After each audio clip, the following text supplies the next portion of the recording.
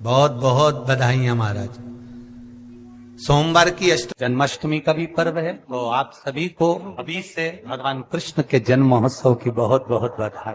हमारे लड्डू गोपाल कल्लू जी महाराज साल में एक बार उनके स्नान का हम लोग रखते हैं। तो कल रात्रि को 8 बजे से 9 बजे तक हमारे यूट्यूब चैनल पर, फेसबुक पर आप लोग लाइव ठाकुर जी के 1 घंटे का 8 बजे से 9 बजे तक स्नान का दर्शन रात्रि को कर सकेंगे। मोबाइल पर आप लोग आराम से अपने यूट्यूब फेसबुक पर ठाकुर जी के सुंदर स्नान का दर्शन, जो साल में एक बार का हम लोग करते हैं, उसका दर्शन आप कर सकते हैं। एक पात्र में जल और दूध ले लीजिए। तो कहोगे गुरुजी ये कथा कहां से निकाल के लाए हो? तो विष्णु पुराण में से आप उसको स्मरण कर सकते हो। काय में से? विष्णु पुराण में से। एक पात्र में देसी गाय का दूध, जल उसमें रखकर, और आपके अगर लड्डू गोपाल हो, यदि आपके घर में ठाकुर जी हो, लड्डू गोपाल हो, विष्णु जी का कोई स्वरूप हो, श्री हरि का कोई स्वरूप हो, तो उस पर आप संध्या के समय पर दुर्वा डालकर उस दुर्वा से अगर लक्ष्मी जी के नामों का 108 बार उच्चारण कर कर, घी का दिया लगाकर, कैसर के चावल साथ में रखकर केवल उस जल का और दूध का मात्र छींटा देते हो, तो उसके घर में कभी लक्ष्मी की कमी नहीं आ सकती, संपदा बढ़ती चली जाती है। 108 बार लक्ष्मी के नाम का मात्र उच्चारण कर लेने पर, भगवान विष्णु के चरणारविंद पर, भगवान विष्णु के चरणों पर केवल उस दुर्वा का, जल का, दूध का सिंचन कर देने से भी लक्ष्मी की वृद्धि होती है। आपके घर में छोटे से ठाकुर जी हैं, आपके घर में छोटा सा कन्हैया है, और छोटे से कन्हैया जो पुराने समय का है, उसको नेत्र भी लगाने की जरूरत नहीं है, क्योंकि उसके नेत्र हैं। और मान लो तुमने इतना बड़ा कन्हैया ले लिया, तो अरे बोलो तो जम के जरा, और उसका कोई एक नेत्र कहीं गिर गया, एक नेत्र कहीं चले गया, तो फिर दूसरा नेत्र लगाना पड़ेगा कि नहीं लगाना पड़ेगा? और अगर एक नेत्र पर रखोगे तो अच्छा लगेंगे कि ठाकुर जी? नहीं। तो नेत्र होना, जितनी बड़ी मूर्ति होती है, जितना बड़ा स्वरूप होता है, जितना बड़ा शिवलिंग होता है, जितनी बड़ी मूर्ति की स्थापना होती है, उतनी उसमें सेवा की और भाव की जरूरत पड़ती है। भगवान विष्णु ने जाते हुए शिव बाबा को देखा। शंकर भगवान से, भगवान नारायण ने कहा आप कुछ कहेंगे नहीं? भगवान शंकर कहते हैं नारायण चिंता मत करो, ये बद्रिकाश्रम में जो आएगा चने की दाल चढ़ा कर जाएगा, चने की दाल को मंदिर के पीछे बैठकर ओम नमः शिवाय बोलकर जो नारायण को समर्पित करेगा, उसके मनवांचित फल को मैं 3 महीने में पूरा कर दूंगा, उसके मन की कामना को मैं 3 माह में पूर्ण कर दूंगा। आज भी नियम है, चने की दाल को लेकर जाते हैं, बद्रिकाश्रम के मंदिर के पीछे बैठकर चने की दाल को लेकर ओम नमः शिवाय का जाप करते हैं। 7 बार ओम नमः शिवाय बोलकर चने की दाल वापस घूमकर भगवान विष्णु को समर्पित करी जाती है, तो 3 महीने में मनोकामना पूरी हो जाती है। भगवान की मूर्ति जितनी छोटी होगी उतना सुख देती है, जितनी बड़ी हो जाएगी उतने लाड़ की जरूरत पड़ जाएगी, उतने लाड़ की जरूरत।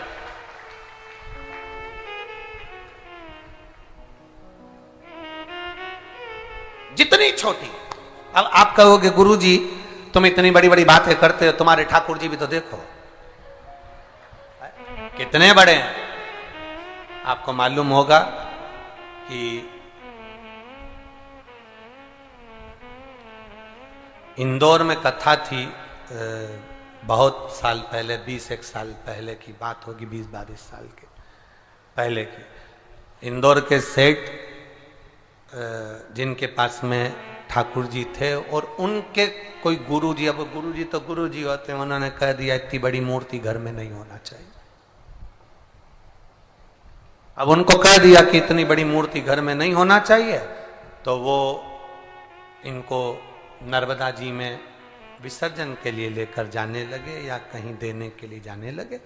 वो हमारे यहाँ कथा में आए थे, तो वो अटैची लेकर आए थे, तो पूछ लिया हमने कि इस अटैची को आप कहाँ ले जा रहे हैं, क्या है इसमें? उन्होंने कहा इसमें लड्डू गोपाल है ठाकुर जी। हमने कहा कहाँ ले जा रहे हैं? हमारे गुरु जी ने कहा इतनी बड़ी मूर्ति घर में रहती है ना, तो तकलीफ होती, इसलिए हम इनको नदी में, नर्मदा जी में छोड़ने के लिए या आश्रम पर किसी के यहाँ देने के लिए जा रहे हैं। तो हमने कह दिया लाडला है, कहाँ इसको नर्मदा के जल में आप छोड़ोगे, हमको दे दो, हमारे साथ कथा में चलता रहे, आनंद से श्रवण करता रहे, भक्ति करता रहे। और क्या लाडला है वो, उसका नाम हमने कल्लू रखा, हमारा कल्लुआ है, लाड लड़ा। जय हो। सोमवार की अष्टमी पड़ जाए,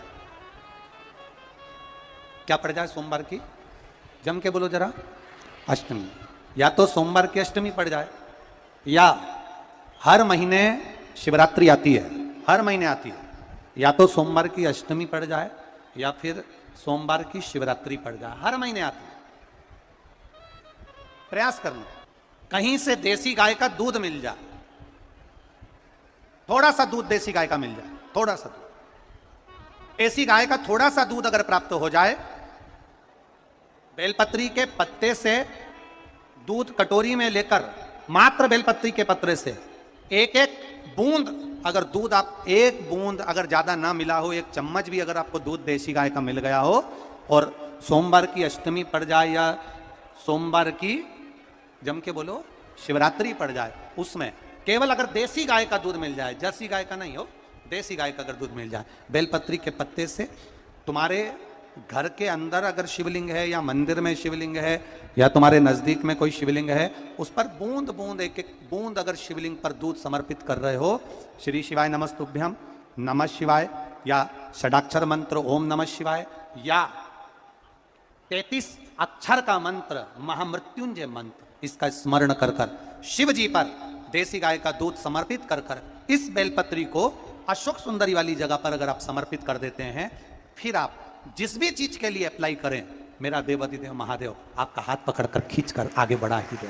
मेहनत करना, कर्म पूरा करना, पढ़ाई अच्छी करना, और पढ़ाई के साथ में विद्या अध्ययन करने के साथ में अच्छी मेहनत के साथ में देसी गाय का दूध भगवान शंकर को समर्पित करना, भगवान शंकर को समर्पित करना, देसी गाय का दूध धीरे धीरे धीरे धीरे समर्पित करना, भावों के साथ आप समर्पित करें। देसी गाय का दूध एक एक बूंद समर्पित करें, धीरे धीरे समर्पित करें। और देसी गाय का दूध जब धीरे धीरे समर्पित करें, बड़े रास्ते से, आनंद से धीरे धीरे जब आप समर्पित करेंगे, बेलपत्री वही दूध में सनी हुई बेलपत्र अशोक सुंदरी वाली जगह पर, उस समय पर डंडी का भाग शिवलिंग की ओर नहीं होना चाहिए, उस समय पर डंडी का भाग जहां से पानी बहकर जाता है अशोक सुंदरी की ओर से, वहां पर होना चाहिए। कार्य में सफलता मिलती है। शिव तत्व को धारण करें।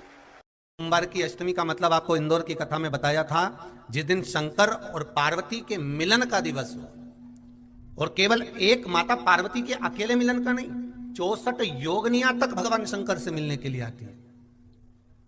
पीला चंदन लगा लेना, कितना लगाना है? बीच वाला जो पत्ता है उस पर पीला चंदन। जब आपको लगे कि मेरा जीवन बहुत कष्टमय है, अब ये रोग, अब ये कष्ट दूर ही नहीं हो रहा, अब ये आए दिन तकलीफ पर तकलीफ बढ़ती जा रही है, आए दिन रोग, बीमारी, पैसा घर में बच नहीं रहा, बहुत कष्टमय जीवन है, इसमें लगाओ पीला चंदन बेलपत्री की बीज पत्ती पर। महाराज, और बीज पत्ती पर जब चंदन लग जाए, लगने के बाद में ये दोनों पत्ती पर लाल चंदन लगा लीजिए। इन दोनों पत्ती के बीच में जो डंडी का भाग होता है, आपको कहा था, आपको स्मरण में होगा शायद, हमने जब बेलपत्री की महत्वता बताई थी तो उस बेलपत्री की महत्वता में कहा था ब्रह्मा विष्णु महेश ये 3 हैं, बोला था। बीच में ये बड़ी पत्ती से लेकर जो 2 पत्तियां होती हैं, इनके बीच में जो जगह बचती है, इसमें मां पार्वती के 64 योगनियां, मां पार्वती अपनी पूर्ण सिद्धि के साथ में जितनी भी देवी के स्वरूप हैं, वो माता 64 योगनियां देवी के स्वरूप में यहां पर विराजमान होती हैं। 2 पत्ती के नीचे से जो डंडी होती है नीचे तक, ये पूरी डंडी में 33 कोटि देवी देवताओं विराजमान होते हैं इस पूरी डंडी के अंदर।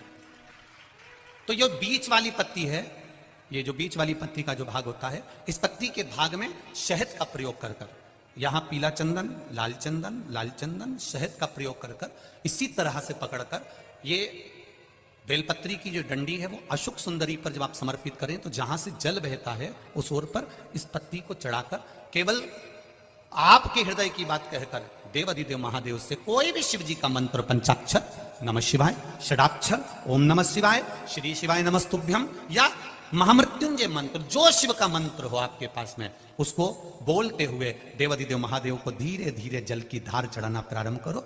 जल की धार जब पूर्ण होने लगे, उसमें थोड़ा जल बचे, तब अशोक सुंदरी पर जो तुमने बेलपत्र चढ़ाई है, वहां उस जलधार को चढ़ा। ये प्रयोग आपको केवल सोमवार की अष्टमी पढ़ने पर ही करना है।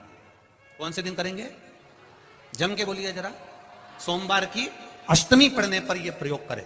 और जल चढ़ाकर बाबा से विनती कर कर उसी बेलपत्र को वापस उठाकर कहीं जलाशय में या किसी पेड़ के नीचे विसर्जन कर दें और 1 लोटा जल वहां भी चढ़ा दें। बस निवेदन कर कर आ जाइए, मेरा बाबा 3 माह के अंदर हाथ जरूर पकड़ेगा और आपको दलदल से बाहर निकाल देगा। हमें बताया था जिस दिन शंकर और पार्वती के मिलन का दिवस हो, और केवल एक माता पार्वती के अकेले मिलन का नहीं, 64 योगनिया तक भगवान शंकर से मिलने के लिए आती है।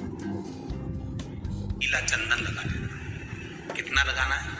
बीच वाला जो पत्ता है उस पर पीला चंदन। जब आपको लगे कि मेरा जीवन बहुत कष्टमय है, अब ये रोग, अब ये कष्ट दूर ही नहीं हो रहा, अब ये आए दिन तकलीफ पर तकलीफ बढ़ती जा रही है, आए दिन रोग बीमारी, पैसा घर में बच नहीं रहा, बहुत कष्टमय जीवन है, इसमें लगाओ पीला चंदन बेलपत्री की बीज पत्ती।